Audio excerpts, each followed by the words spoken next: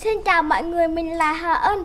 Hôm nay nhà mình gói bánh tét. Nhà các bạn gói bánh tét chưa? Xin mời các bạn gói bánh tét cùng mình nha. Còn đây là bà ngoại mình, còn đây là mẹ mình. Mẹ mình có một con. Đây là vợ mình. Đây là gì? Đây là Gia Hiếu. Còn đây là bạn hay gọi là Phan.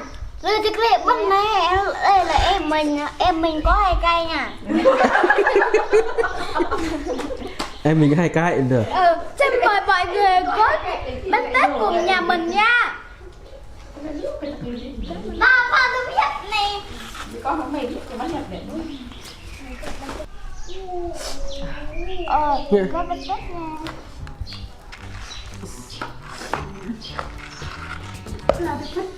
sinh viên năm nhất hả?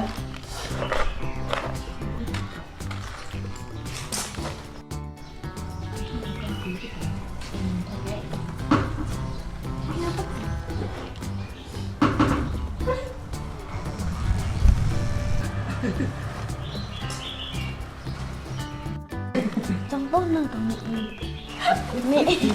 Tôi đều rồi nhờ hả? Đừng bạn miệng ra thích khóc đấy.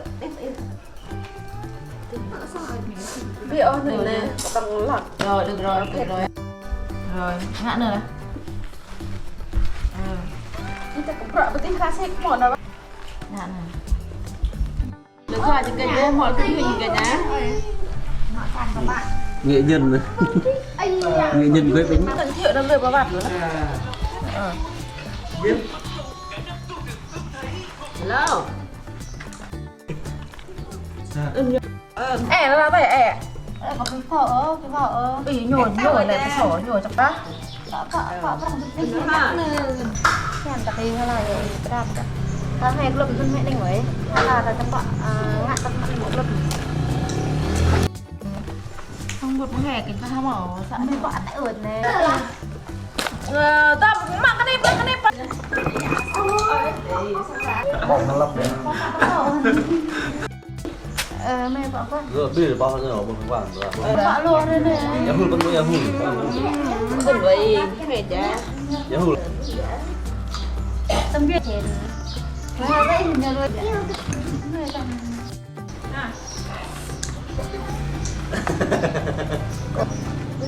Có phải đền đâu rồi. Có đền nhắc Lại ơi, mọi chuyện hiện. Rồi. tổ hạt dường tổ kỹ Gì vậy ạ? Lên trong giường nhân này. dạ cơ nhỉ. Mời ra tay ạ.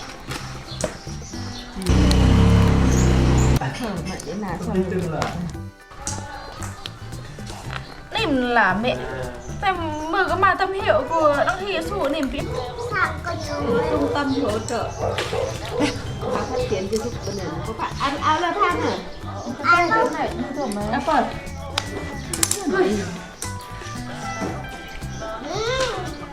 Ai khoa con đâu đó. Tiếp có ta xách thì là còn cái gì là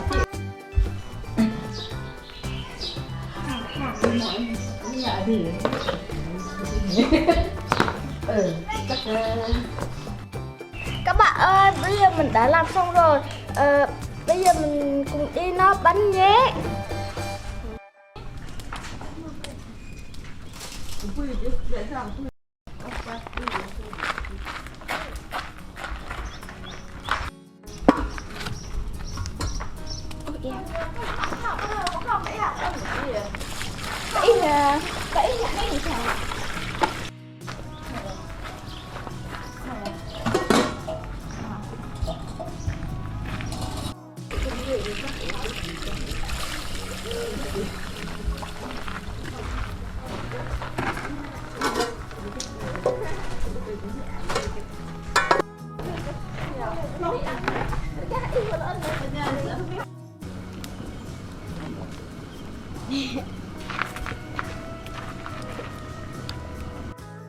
Các bạn ơi, bây giờ mình đang chờ bánh tét chín ạ.